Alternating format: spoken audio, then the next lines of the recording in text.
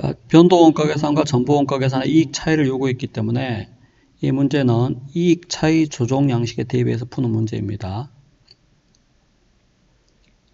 자, 그런데 문제의 기준 조업도 조업도 차이 주어져 있는 걸로 봐서 회사가 표준원가 계산을 사용하고 있다고 생각할 수 있습니다. 그래서 실제 원가 계산이 아닌 표준원가 계산을 사용하는 경우에 이익 차이 조정 문제입니다. 자, 지금 이익 차이 금액만 알면 되기 때문에 모르는 것을 이렇게 미지수로 놓고 접근하시면 됩니다. 기초재고나 기말재고에 포함된 고정제조간접 원가는 항상 수량 곱하기 단가는 금액이다 이렇게 보시면 돼요. 그래서 기초재고 수량, 기말재고 수량 각각 자, 기초재고 수량 1000개, 기말재고 수량 1500개 그래서 1000개, 1500개 대입하면 되고 자, 거기에 단위당 고정제조간접 원가를 구하면 되는데 이 단위당 고정제조간접 원가를 계산할 때 회사가 실제 원가 계산을 사용한다면 고정제조간접 원가 실제 발생액 총액을 실제 생산량으로 나누어서 계산하죠. 자, 그런데 조업도 차이 주어진 걸로 봐서 표준원가 계산을 사용하고 있는 회사라는 것을 우리가 알 수 있습니다. 그래서 표준원가 계산에서는 제품 단위당 고정제조간접 원가는 당연히 표준원가겠죠. 실제 원가가 아니라. 그래서 표준원가에 포함된 즉 제품 단위당 표준원가에 포함된 고정제조간접 원가를 파악하면 되는데 자, 이 단위당 고정제조간접 원가 표준배부율 또는 예정배부율 이 금액을 이 조업도 차이를 이용해서 계산하면 되는 문제입니다. 자, 조업도 차이 계산 양식은 우리 표준원가 계산에서의 양식 그냥 그대로 쓰면 됩니다. 자, 고정제조간접 원가 예산 앞부분에는 항상 뭐가 들어가요? 고정제조간접 원가 차이 분석할 때 예산 앞부분에는 기준조업도가 들어가죠. 그래서 문제에서 주어져 있는 기준조업도 만 단위를 여기에 그대로 기입을 합니다.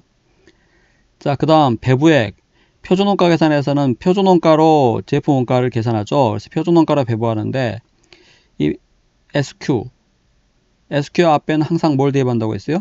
SQ의 정의는 실제 생산량에 허용된 표준 투입량 또는 실제 생산량에 허용된 표준 조업도 뭐 이런 거죠. 그래서 항상 실제 생산량이 들어갑니다. 자, 그런데 실제 생산량은 문제에서 주어져 있지 않기 때문에 구해야 되는데 기초 기말 제품 수량 주어져 있고 판매량 주어져 있기 때문에 생산량을 알 수가 있죠. 기초 플러스 생산 이퀄 판매 플러스 기말이므로 자, 판매 플러스 기말 수량은 총 1500개죠. 1500개에서 기초 수량 1000개를 빼면 나머지 9500개가 단기 생산량이라는 걸 알 수 있습니다. 자, 따라서 단기의 실제 제품 생산량은 9500개이고 그것을 SQ 맨 앞부분에 대입해야죠.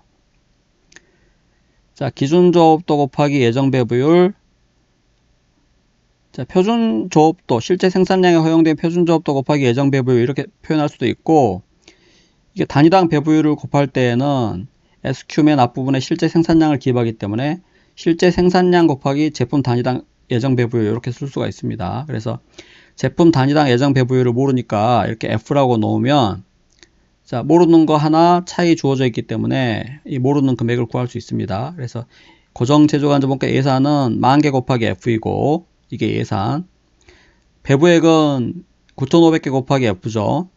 실제 생산된 제품 9,500개에 개당 F1씩 고정제조간접 원가가 배부되어 있을 것이므로 그 차이가 조업도 차이 5,000이고 문제에서 불리한 차이라고 주어져 있기 때문에 불리한 차이 자, 불리한 차이라고 하는 것은 왼쪽 실제적의 원가가 오른쪽 표준원가보다 더 큰 경우에 불리한 거죠. 그래서 큰 금액에서 작은 금액을 뺐으니까 큰 금액에서 작은 금액을 차감했으니까 부호는 플러스입니다. 자, 그렇게 해서 단위당 고정제조간접 원가 예정 배부율 즉 표준 배부율을 구해보면 개당 10원씩 나오죠. 자, 그래서 단위당 고정제조간접 원가 예정 배부율 즉 표준 배부율 10원씩으로 표준원가 계산에서는 제품 원가를 계산하므로 자, 아까 여기서 파악한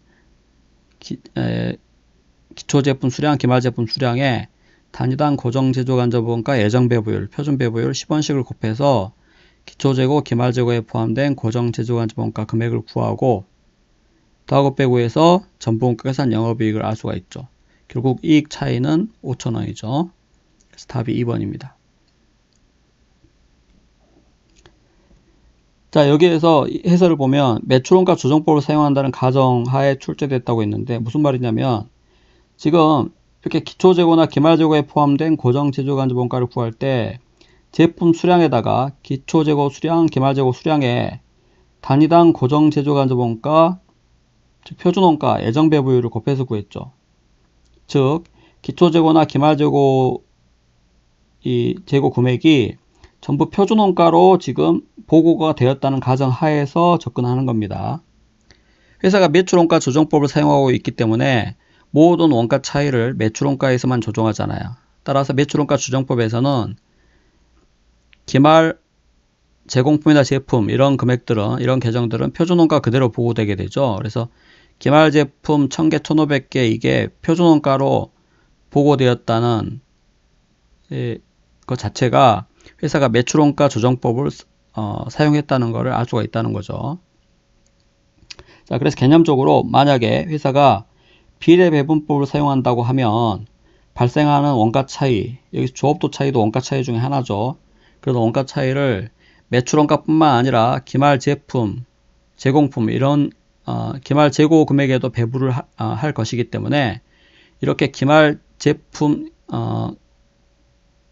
기말 재고 금액이 표준원가 그대로 보고가 되지 않습니다. 그래서 여기에 조정된 원가 차이 금액까지 가감해가지고 이 차이 조정을 해야죠. 그래서 비례배분법을 사용한다면 이렇게 계산이 되지 않습니다. 여기에다가 고정제조간접원가 차이, 조업도 차이도 고정제조간접원가 차이죠. 그래서 고정제조간접원가 차이 중에 기말재고에 배부된 금액까지 가감해가지고 계산해야 정확한 금액이 나옵니다. 그래서 그거는 이제 1차 시험 수준은 아니고 2차 시험에서는 회계사 시험 같은 경우에 그런 내용이 출제된 적이 있습니다. 그래서 개념적으로 알아두시기 바랍니다. 그런 개념 자체는 뭐 특별히 어려운 건 아니죠. 비례배분법을 사용하면 이 제공품 제품의 원가 차이 금액 일부가 배분되므로 기초재고나 기말재고에 포함된 고정제조간접원가 금액이 표준원가뿐만 아니라 고정제조간접원가 차이 중에 일부가 여기에 배분된 금액이 있기 마련이죠. 그래서 그것까지 조정해 줘야 정확한 차이 금액이 나온다는 것입니다.